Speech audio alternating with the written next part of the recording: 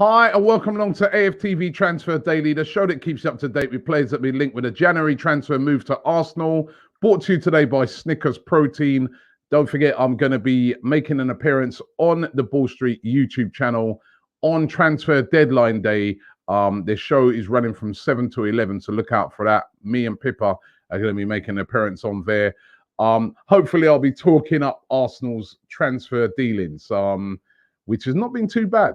Not been too bad. Of course, big game going on tonight. Arsenal taking on Southampton. We want revenge after the weekend. The big guns will be back. Well, I say the big guns, the kids will be back. Hoping and praying that maybe Aubameyang will be back for the game. It doesn't look like it, so that will be a big miss. But maybe a chance for Martinelli to come in and shine. I don't know. I'm looking forward to the game tonight. We really, really need to take some revenge in that game and get ourselves back on track in the league, especially ahead of that big game against Manchester United at the weekend. Transfer window is starting to draw down. We got under a week now to go. It shuts next week, Monday, on the 1st of February, and that is it. 11 o'clock. After that, no more signings until the summer. Of course, I think Arsenal so far this window, the business has been good. Martin Odegaard, good signing. Matt Ryan, as a backup goalkeeper, good signing. Both of them loans, by the way. And then some of the players that has been gone out, some of the so-called dead wood. Kolasinac going out, releasing a lot of money off of the wage bill. He'll be gone in the summer because his contract will be up. Same with Ozil. Ozil's gone to Fenerbahce, looks happy. Arsenal happy that he's gone off the wage bill. Perfect scenario because it was looking like he'd be here until the end of the window. And then there was another player that left, Socrates, of course, leaving on a free. Arsenal choosing to, by mutual consent, terminate his contract so he can go and be a free agent and decide to go wherever he wants. And it's been a good move for him. Excuse me there. You can see there from Olympiakos' Twitter account yesterday, he signed for Olympiakos. Nice move for Socrates, which probably wouldn't have happened if he would still have had the remaining bits of his contract there. They wouldn't have been able to afford any fee. But he's been able to go back to Greece and play for number one club over there. And he is very, very happy with that move. So some of the so-called deadwood, I don't like to call some of them deadwood because they have been good servants to the club. But, you know, surplus to requirements right now. Now, is Mustafi next? Despite the fact that a couple of weeks ago, Mikel Arteta, when asked about Mustafi, said that he would not be leaving this transfer window and that he was in his plans and he wanted him to stay and he was an important player in the squad, especially to back up the centre-backs that we got. Mustafi himself said he wants to go. He wants to leave this January. Now, we're being told that Arsenal are willing to do a similar sort of deal to what they did with Socrates, which is basically they will terminate his contract, so he won't have to see out the rest of his contract at Arsenal, and then he will become a free agent and will be free to join any club he wants. It was very significant. I pointed it out at the weekend that it was very significant that he did not play in that FA Cup game. He was not even in the squad. And that sometimes tells you a lot because what it means is Arsenal are trying to make sure he doesn't get injured or anything like that before they can move him out in this transfer window.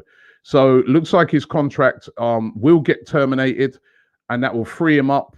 There's been a lot of clubs interested in him. Even Barcelona was said to be interested in signing him. Barcelona ain't really got no money, but if he's available on a free, it's an option. Lazio, Napoli, lots of clubs out there looking for a centre-back, looking for short-term solutions, but the money is not there to make these big signings in this transfer window. So if they can get him on a little short-term till the end of the season for free or a little short-term deal, is perfect. And it's a big money off the wage bill for Arsenal. Big saving for us, and we can move on from Mustafi, who, unfortunately, the truth is he's been a disaster since signed at Arsenal. £35 million signing. centre back, you know, our most expensive centre back, signed as the answer to our defensive problems at centre back, it's just not happened. It's been a disastrous signing, and he needs to go somewhere where he's going to play and probably be loved.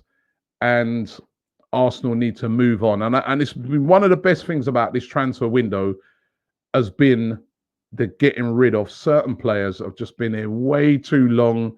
They're just drifting around.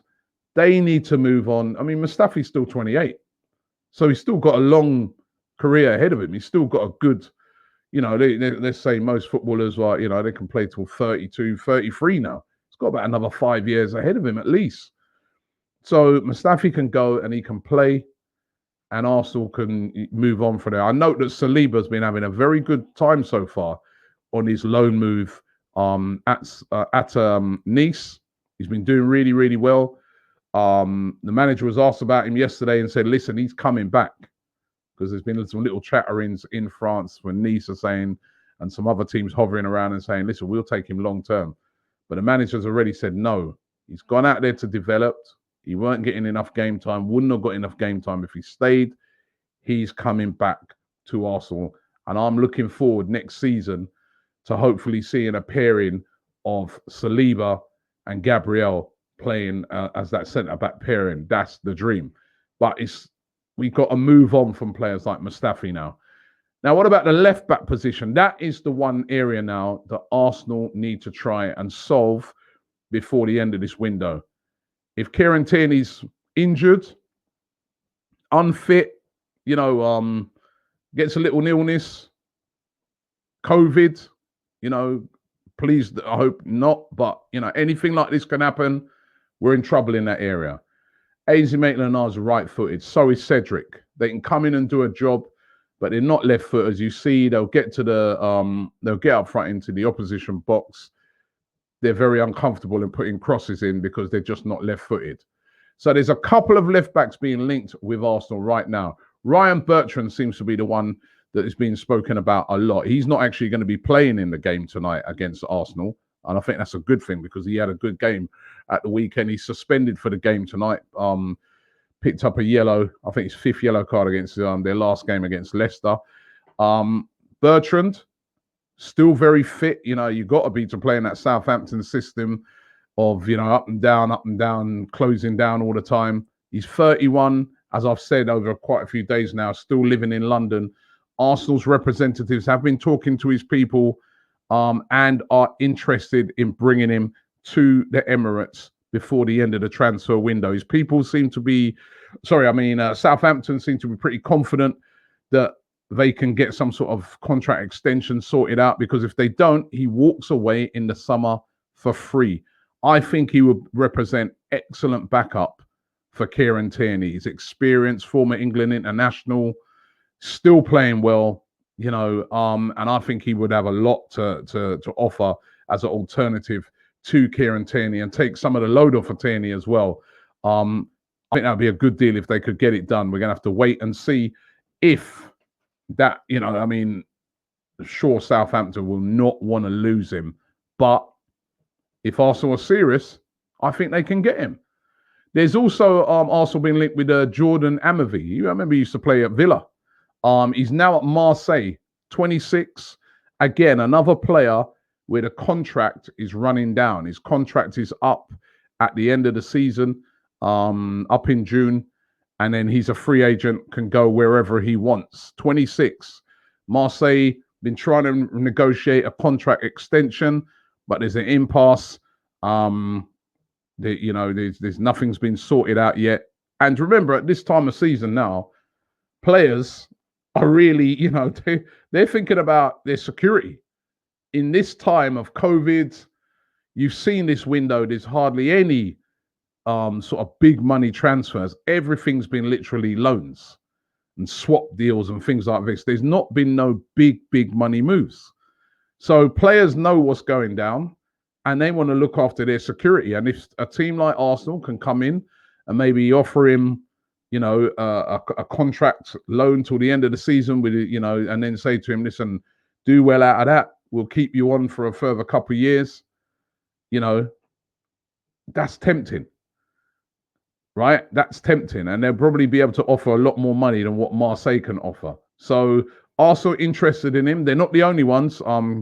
Crystal Palace, Leeds, Napoli, all said to be interested in his signature as well. He's a decent player, he is. Contract up in June. Could he come in? He's played in the Premier League before and be good backup to Kieran Tierney. Going to be really interesting to see what Arsenal do about that left-sided position. They made no secret of that's the type of player they're looking for. Mikel Arteta's looking for. It's going to be a loan because look, our deals this whole window, it's all been about loans or cancelling contracts or moving players out on loan. So really crazy, weird window. The pandemic has definitely had a big effect on what's been going on. Let's see some of your comments. We've been putting out there the fan line, the hashtag fan line this week. Here's a few that came in on YouTube. 501 Gaming says Partey would be a great model for Guendouzi. Remember, we spoke a lot about on yesterday's show this Guendouzi, this proposed Guendouzi swap deal for Julian Draxler of PSG. Yodos says Draxler is a dead thing. May as well keep Guendouzi. Jeff Gould says, I wanted Draxler about 7 years ago. No interest anymore. And this one was really funny from Uncle Ray 11. He said, 21-20, breaking news. Arsenal signed Julian Draxler's hologram. Oh, that was funny. That one made me laugh. I mean, we have been linked with Draxler for how many years? The general consensus reading your comments is you're not up for a swap move with Guendouzi and Draxler. But what will happen to Guendouzi at the end of the season? Will he come back to Arsenal? Still a few issues. You know, I mean, there was talk about him having an argument with one of his teammates at halftime at the weekend. Still those little issues. Will he be brought back into the fold, or will Arsenal look to cash in on Guendouzi, especially if a team like PSG are interested in him? Listen, thanks for watching the show today. Enjoyed it. Looking forward to the game tonight. It's a must-win. We've got to get ourselves back on track. The difficult game away at Southampton, followed by the Man United one at the weekend. We got some great content, by the way, coming up ahead of that Manchester United game. And also, I want to say a big thank you to all of our followers on Twitter. We hit 500,000 Twitter followers a couple of days ago. Thank you very much to anyone who follows us on Twitter. I remember when we first started doing AFTV, hitting 100 followers, and I was like, wow. We've got 100 followers. Now we've got over 500,000 followers on Twitter. It's unbelievable. Thank you very much. Thanks for watching the show, and we'll be back tomorrow.